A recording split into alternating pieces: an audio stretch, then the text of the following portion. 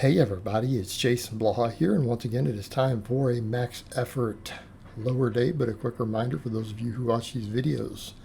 Please remember to click like down below, be greatly appreciated. Alright, I stopped the squats at 505 because I wanted to go for a deadlift PR today. At least, at this sort of body weight. So, we went up to 505. I'm going to admit the bar felt really uncomfortable on my back. Up on top of my shoulders. I'm going to need a couple weeks to acclimate to this because, again, I need a decent squat at Worlds. And honestly, I don't care what my squat is as long as it's over 500. Okay, I'm not going to have a great squat probably at Worlds. I'm going for the deadlift, and I'm going to live with that because this water cut, like I said, the water cut's going to be rough this time. All right, it's going to be rough. So the squat felt pretty easy.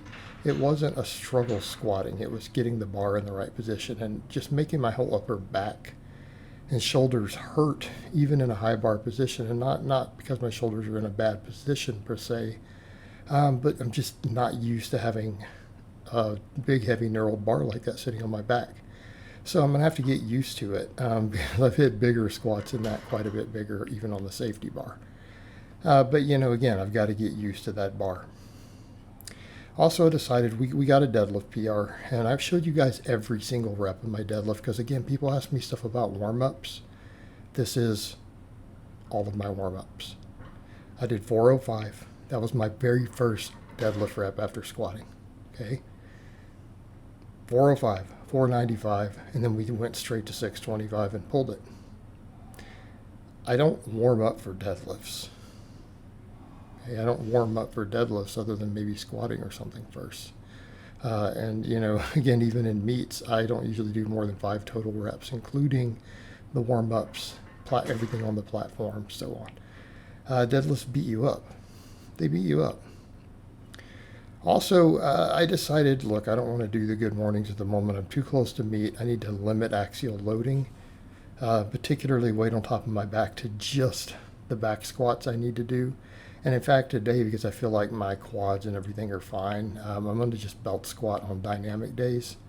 I didn't belt squat today. I focused on upper back, grip, all of that. My neck, because I want to make sure that all my traps and upper back, my neck and everything are as strong as possible just to support that weight on the squat. And, to make sure my deadlifts are in a stable position on the pull. So I went with, for the most part, just again, exactly what I described. And then we went with our normal movements at the end. So we did 3 sets of 15, and I managed to get 15 barely with this axle bar. And this is a pretty wide grip. It's pinkies on the rings. Axle bar, inverted rows. All right. Worked my grip and forearms like crazy, but still worked my upper back. Then I decided to do some rear delt flies, right? We did rear delt flies. Why? Rear delts, traps, neck, all that stuff. Again, the stuff I need to keep building to stabilize all my lifts, right? I'm going to need this to stabilize the squat and the bench. So I'm putting a lot of priority towards my upper back and say my triceps at the moment, along with posterior chain. So even though yesterday was the upper day and we did some upper back work, we did rows and everything, we did some lateral raises, this is going to be the way to go. Think on a lot of these, focus on the deadlifts, use a little bit of belt squatting, max effort squats to keep the squat, to again also get used to that bar being on my back. Really watch total axial loading. Okay, all of this is low axial loading today, other than the squat and the deadlift. And we did some neck extensions. I've been getting headaches a little bit, particularly when I sleep, and I feel like my neck could be getting weaker. I want to make sure my neck is strong, make sure that we don't, hurt any discs in my neck while sleeping. And I've got a bunch of new pillows and everything. Again, want to make sure of that. I want to make absolutely sure of that. And then we went to the real movements, the movements that we know are going to build my deadlift. And that's glute ham raises and reverse hypers. All right, glute ham raises. We did 4 sets of 10. I've been doing 3 sets of these lately. I've went from 5 to 3. So because we didn't do other posterior chain work today, I've realized let's go ahead and do 4. The max deadlift hit all the upper threshold fibers. It attenuated them. We'll get a lot out of these sets of 10. So 4 sets of 10 on the glute ham raises. And this is the ultimate hamstring builder. Ultimate hamstring builder that still happens to work other muscles of the lower body like the adductors, works the glutes, works the erectors, right, the lower back, works the lumbar area. Now, some of this doesn't get worked as well as, say, the reverse hypers do, but the reverse hypers don't work the hamstrings anywhere near as well. But this particular movement is a full range of motion, effective exercise for all 3 heads of the hamstring. So if we really want to maximize our hamstrings, arguably the best exercise we could be doing. Of course, people say, well, the downside is not everyone has access to one of these machines. And I'm like, well, why not? They should. Buy one for your house if you have to. All right? And it's a question of how serious are you about your strength goals. Honestly, not even just strength, but lower body development. How serious are you about that? Because this is the movement you want for the hamstrings. I'm not saying other stuff can't do a really good job. It's just that this is complete out of one exercise.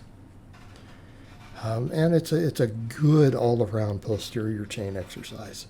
It may not be the best for the rest of the posterior chain, but it doesn't have to be. It doesn't have to be, because we have other movements for that. We're doing other stuff. And also keep in mind, those deadlifts really prepared us for some of this. The squats do also, but the deadlifts absolutely, doing that, training to that max like that.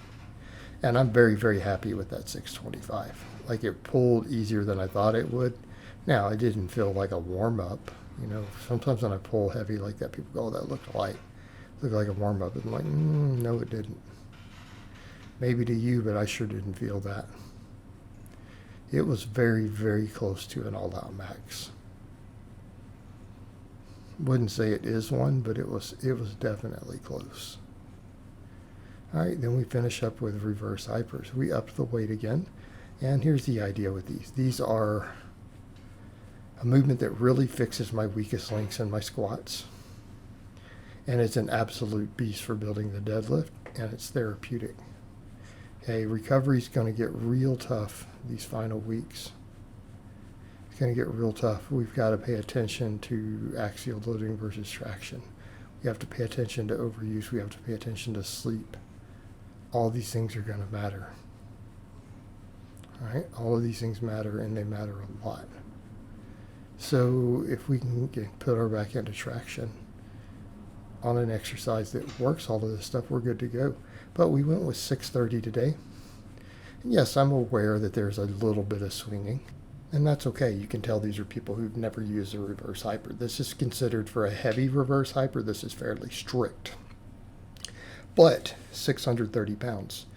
Did 4 by 10, and then I went more on the final set and managed to get about 15, which means I'm getting near the limits of what this machine is rated safely to load, which is 700. So we may get to a point to where we start having to do sets of 15, 16, possibly even work up towards 20. All right, we do what we have to do, but this movement has such tremendous carryover to my deadlift. I always feel like it is the single best tool for building my deadlift out of everything that I have. This and speed pulls. All right, that combination, and I'm not saying the other movements don't help. The glute ham raises, the rowing, all that stuff, sure, it helps, absolutely. But if I were to narrow it down to where the most benefit comes, I'm going to go with reverse hypers and speed pulls. So we're going to keep pushing this movement. I'm going to keep pushing this movement. This movement is what's going to get me to a 700 deadlift. It's going to be, again, the biggest factor. And that doesn't discount that the other factors matter, because they do. Just this is worth a lot. All right, guys, but that's really all I have to say on that today. I hope it's been informative, and I will talk to you guys next time.